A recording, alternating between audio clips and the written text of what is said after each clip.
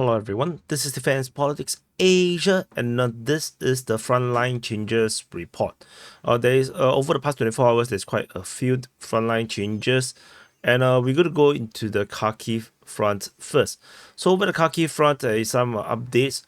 Over at Snagorsk, the Ukrainian forces have managed to capture some grounds around here, taking one more settlement in this area here. However, but in the grand scale of things, the front line have actually moved in favor of the Russians due to clarification of the fog of war. As the fog of war, as the information start to come in, it's getting more and more clearer. The Russian forces have basically, straightened the front line largely along where the Ukrainians have captured most of these settlements, and there is also reports that some of this fighting may actually be fake information due to misinformation via signal disinformation. So basically, the Ukrainians entered Russian frequencies and report fake information to confuse the Russians' command and control. So the Russians basically have basically clear out most of this area here around the Kharkiv region. And the Ukrainians' attack in this area here has not been able to break through into Kharkiv.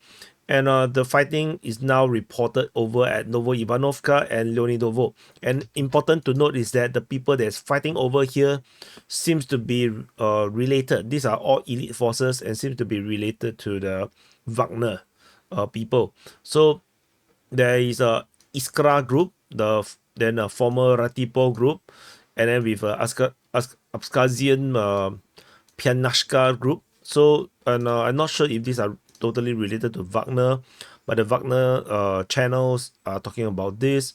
So this is the current situation around here. The front line change over in this western front lines or western flank of the Kursk front. So the other side, we have the Russian forces also. There's some clarification around the Sudzha region. Russian forces have basically retook Bedorevka, as well as lining up along the eastern shores of this Pesel River. This is a Pesel River, right? Rika Pesel. So around the Pesel River, and so let me zoom. Oh, I can't get back the room. Oh, it's here. Okay. So and what is important to note is that the Russian forces that have reacted to this Sudzha region, these are Wagner forces. These are the Ida Special Force Akhmat. So this is unrelated to the Chechen's Akhmat battalion.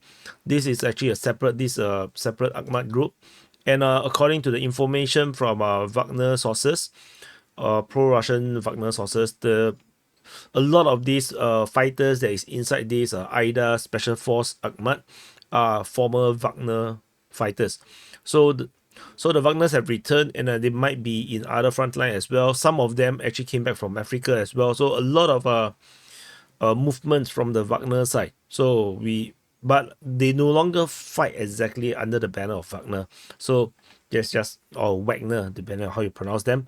So that's the frontline change over at the Sudzha region. Ukrainians continue to hold firm control over on the western part of Sudzha. And there is this massive gray zone over in this northern part of this Sudzha region that we are still we currently map it as under Ukrainian control, but it might not necessarily be under firm Ukrainian control. So the Russians have started the counterattack, and is now seemingly largely led by these special forces, Wagner forces, and some of these quick reaction forces. The regular military is now preparing armored vehicles, artillery, all is coming in. And of course, from day one, the Air Force and the Lancet, that helicopters has already been operating. So far, the Ukrainians are losing a lot of equipment in this offensive thus far. And it seems like they are no longer moving further. But we shall continue to monitor. I will talk more about it during the situation report. So which will be on the DPA War channel. So subscribe over at the War channel. The next frontline change after this, the Kursk front regions, we go all the way to the New York front, and at the Pendelmanivka region. So this New York, And at Petromelnivka region, the Russian forces in the western part of Yurivka, the Russian forces have taken grounds along here. So they are continuing this move and consolidation of their conquered grounds, and continue to move westward towards Petromelnivka and perhaps Valentinivka as well as Sukabalka. So they are currently moving in this direction.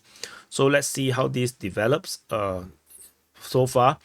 And New York is feeling really sad because they have been the superstar, over the past weeks, and then suddenly, all the limelight has been taken by Kursk.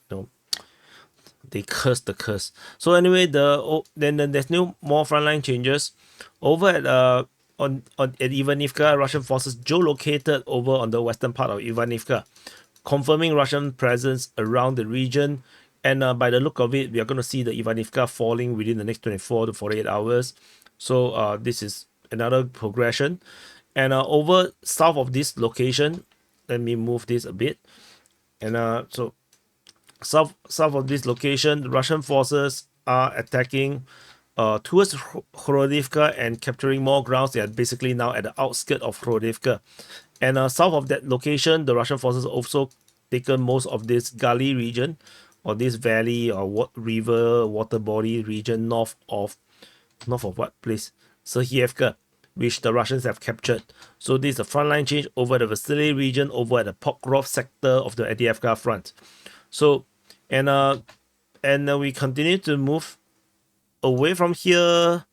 Do we have any more? Oh yeah, Lozuvatka. So at Lozuvatka, this is something that has already been covered during the situation report, but I haven't covered it in the frontline changes report. Russian forces taking grounds in the north of Lozuvatka or south of Vodyzenka, signifying the Russians' presence and advances in this area here.